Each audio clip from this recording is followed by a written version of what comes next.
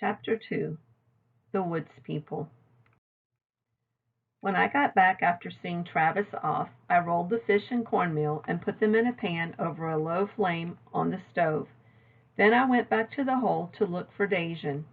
James, his real name is James Double, so everyone calls him James, was hauling in the turtle trap. James, I said, running to him, an official is going to shoot Dacian. What? He said, stopping his work. Shoot Dacian, I repeated. He's gotten too big. I glanced toward the glassy Gumbo Limbo trees to see if Priscilla was listening. She was too far away to hear us, but not too far away to be seen. Through the curtain of the strangler fig roots, I could just see her head bent over her card table. She was writing poetry in her notebook.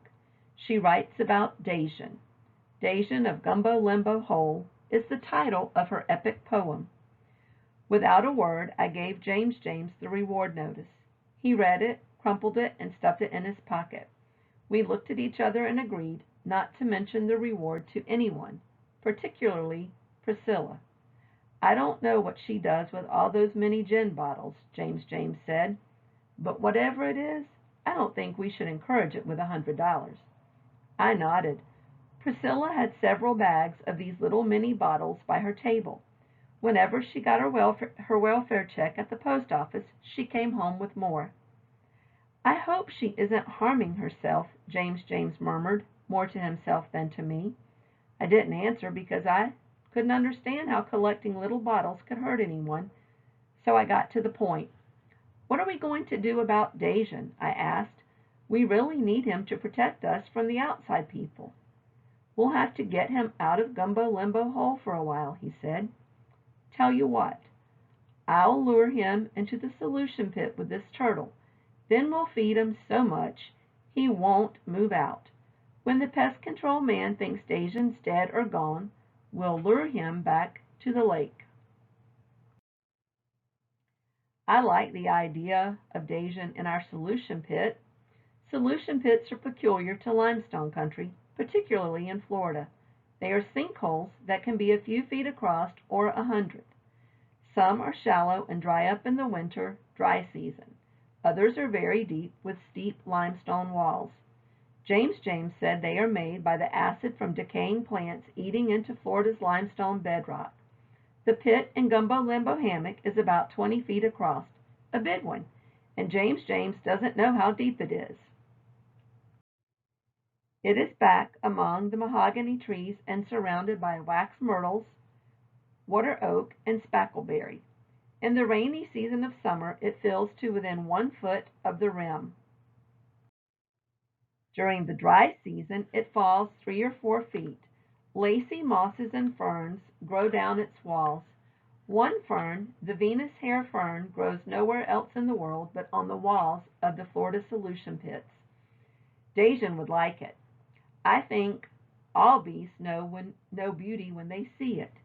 Certainly, Dacian likes the pretty lily pads and his pure white sandy beach. Since I spend a lot of time around the pit looking for caterpillars and butterflies, I find it exciting to think of having Dacian there to talk to. We woods people get our drinking and bath water from the solution pit. James tests it from time to time. It is pure as sunshine, he says. The water comes from the Tamiami Aquifer, a layer of porous rocks below many layers of clay and limestone.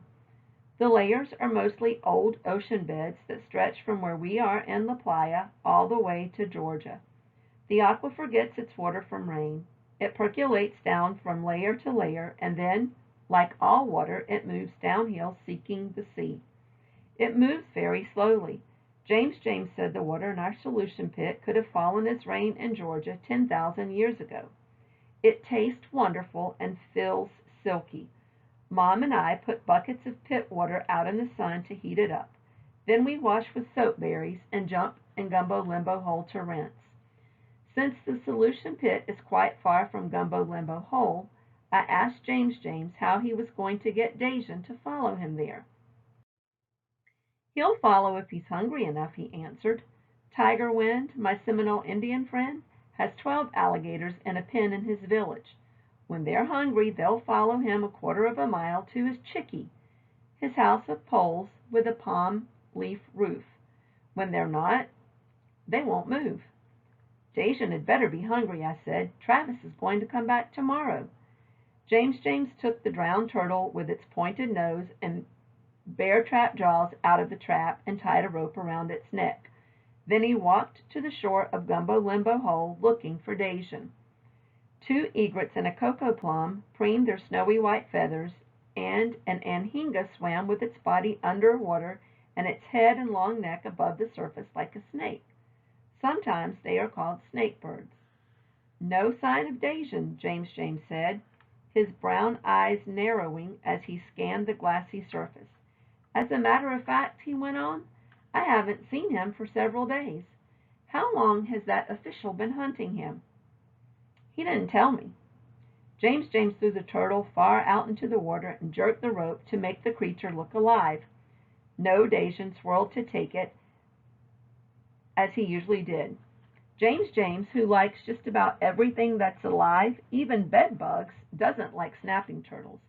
They pull little ducklings under the water, then drown and eat them. Dacian does too, but he serves a good purpose. James says, he not only keeps people out of the woods, he weeds the lake so fish can multiply and feed the birds and mammals and us. Dacian does a professional job when it comes to removing the weeds. He crosses Gumbo Limbo Hole like a bulldozer. He shoves water plants before him and then up on the shore. The water twinkles clear whenever he is plowed. James threw the turtle out again and slowly dragged it in. James moves slowly, he once told me, so he can savor being alive. When he returned from the Vietnam War, he didn't want to go back to work ever again. He wanted to look and smell and listen, so he set out across the United States, sleeping wherever he was when the sun went down. He had studied wildlife biology and geology in college and knew the whereabouts of the most beautiful places on Earth. After the war, he set out to find them. The sequoia forest of California, the alpine tundras of Wyoming, and the tall grass prairies of Kansas. One day he came upon Gumbo Limbo Hammock. It lies on the eastern outskirts of La Playa, a winter resort on the tip of the Florida Peninsula on the Gulf of Mexico. He told me how he walked into it one day, smelled, saw, listened, and stayed. In Gumbo Limbo Hammock, James fashioned what he called the niche. A niche, he told me, is an ecological term for a place an individual or a species occupies in a community of plants and animals. And that individual or species has a role to play in the community, he said. What is your niche? I asked. I don't know yet, he answered softly and looked up at the canopy of the hammock. The niche is under, within, and up in a huge banyan tree. The air roots of the tree come down to the earth and grow like a forest. You squeeze between them into rooms and dens. Some of these James has roofed with palm thatch so they won't leak when it rains. His bed is 10 or 12 feet up in the tree in a string hammock. The mosquitoes that live in the woods fly no higher than 9 feet, so they never bite James when he is in his bed. His chairs are pillows, all kinds of discarded pillows he's found in the old and wealthy part of town. He calls the niche his university, and it must be. He's always learning something there. After James settled down in Gumbo Limbo Hammock, he wandered out to see the town pier and the Gulf. There he met Caruso. He was homeless, so James invited him to Gumbo Limbo Hammock. Caruso nested under the mahogany tree. His real name is Joe Carlo, and he's a famous opera singer. About a month after Caruso made his home, he met Priscilla. She followed him home and put down her bags among the Gumbo Limbos and settled in. A year ago, Mom and I arrived and put up our tent under the oak. James came over to admire it. Caruso walked around it, and Priscilla sat down at our orange crepe table and asked if we had any mini gin bottles. Mom looked at her scornfully. "Don't be shocked," James had said when he saw Mom's face. "That's Priscilla's way of welcoming you to the woods." "Thank you very much," Mom said, extending her hand to Priscilla and smiling her wide smile that perks people up. And James went on, "I welcome you too." I did not know at the time how special those greetings were. I would learn later that the woods people don't like outsiders. At that time, I knew only that they were nice people and I liked them. No one asked us why we were there. I guess they didn't have to. Mom told me after they had left, she had gone to the woods before she moved us there to see if it was as isolated as she had remembered. She had run into James baiting his turtle trap. "You'll be fine here," he assured her after they had talked a bit. "Old Dacian the dragon keeps everyone away, and I'll make sure your daughter does her homework." He did far more than that. He made sure I got up on time to walk the half-mile to school, and he arranged leaf quizzes on the orange crates when I came home at 4. There are 2,000 plants in southern Florida, and I think he's made me learn 400. The little ones I like best are the ones that fix belly aches and mosquito bites. But back to James and the turtle. He gave up trying to lure Dacian with it and dragged it up on shore. He looked very perplexed and discouraged. "Why don't you call Dacian?" I asked. "He always comes when you call." "We usually have to see each other to have that work," he said. "But I'll give it a try." He cupped his hands around his mouth.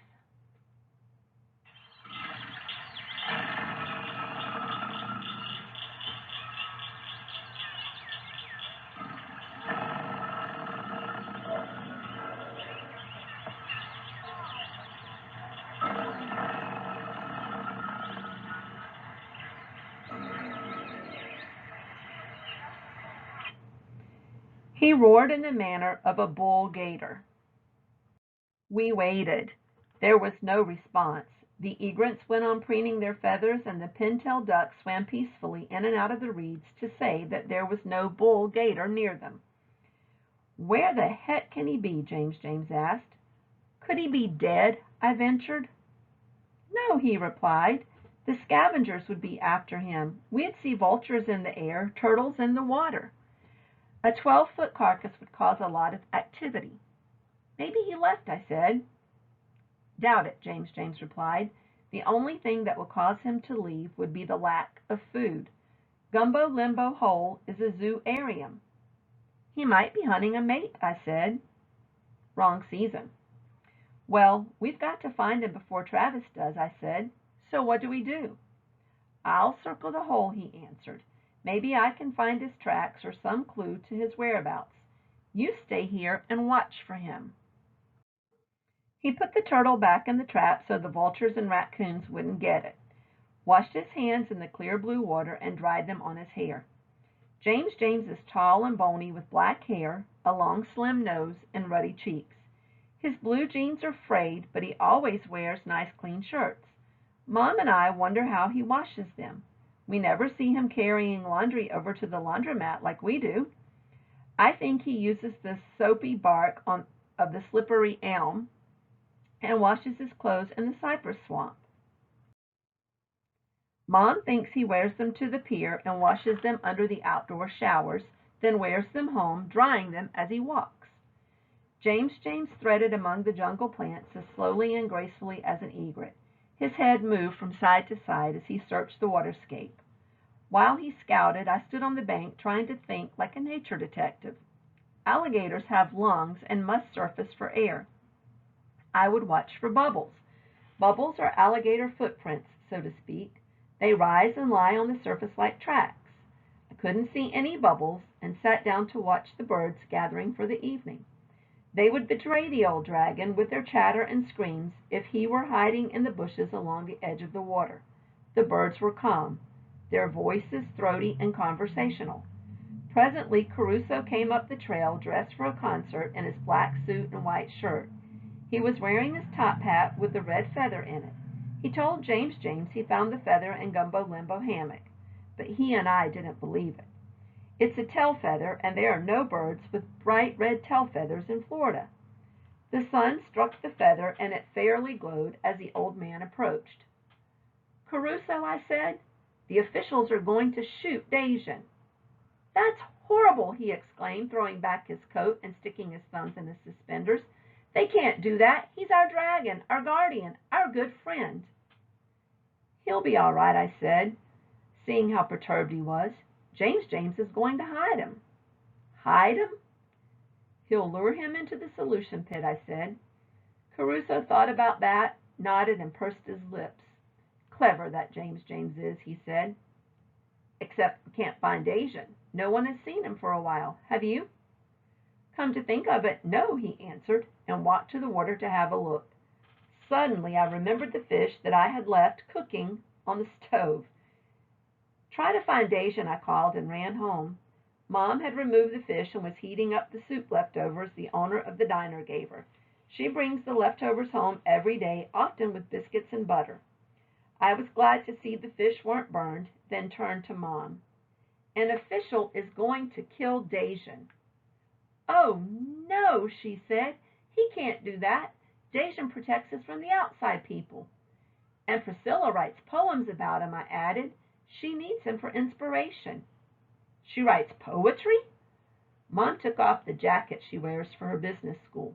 "Is it any good?" "I've never seen any of her poetry, but she ought to be good at it. She was once an editor for a magazine in New York." "She was? What on earth is she doing here?" Mom asked. "Well," I answered carefully, because I had never read her poems, just talked to her about them. "Her poetry doesn't sell very well, so she has to live frugally." I sat down on my limestone seat. "But that's not the real reason she lives in the woods. She's afraid to be indoors. She can't stand walls around her." I looked at Mom. I needed her to be very honest with me. Some of the kids at school who had seen Priscilla in town said she was crazy. "Is that crazy, Mom?" "No," she answered thoughtfully. "Some people need to be free and unfettered." She looked up at the magnificent oak as if she was speaking for herself. We sat down at the orange crate and began eating our soup and fish. "Liza K," she said when we were almost done, "Priscilla has been hurt very deeply. She once lived in a beautiful house. She showed me a picture of it. I asked her why she had left such a lovely place, and she said the walls were closing in on her. Her house was getting smaller and smaller. She became very frightened and took a bus to see a relative in Florida. She never looked her relative up. Instead, she lived on and under the La Playa Pier. The police would urge her to move on, but she would come back to the pier when they let her alone. Then she met Caruso, and he recommended the privacy of Gumbo Limbo hammock. She must be happy here," I said, speaking for myself. "I don't know about that," Mom answered slowly. "But perhaps she is if she writes poetry." "Well, why does she collect all those mini gin bottles?" I asked this gingerly, because I knew Priscilla's minis were disturbing to Mom. "I've never asked her," she answered evasively. But then everyone was evasive about the minis around me. I don't think they wanted me to know what Priscilla did with them. "But Liza K," she said, getting to her feet, "I like her very much. She's very gentle." I scraped my bowl clean, and Mom ladled out a third cup of soup. "You'd better take Priscilla her soup before it gets dark," she said, "and give her my love." Priscilla lived in the grove of handsome Gumbo Limbo trees with their red bark and silver green leaves. Her bed was a wicker love seat someone had thrown away, and her office, as she called it, was a card table under a thatched palm roof James had built for her. She was writing when I walked up. "Good evening, Liza K," she said, closing her notebook and glancing at the soup. "Oh, dear, you've gone to such trouble, and I'm not hungry at all." "Well, I'll just put it on the stump," I said. "Maybe you'll be hungry later, or you can give it to the raccoons." "That's a lovely idea," she said. Every night we went through this routine, and every night she ate the soup as soon as I turned my back and started home. "An official's going to kill Dacian," I said. Priscilla's fingers clutched at the edge of the table, and she rose to her feet. "No, please tell him no."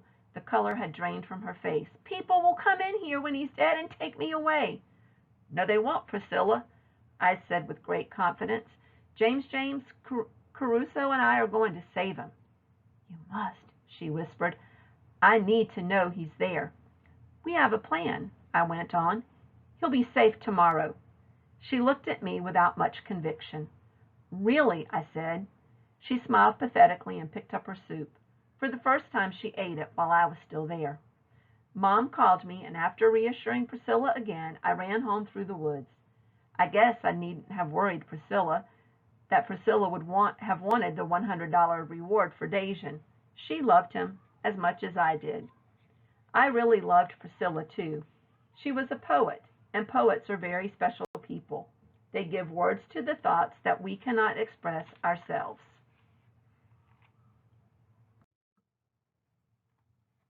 Chapter 2.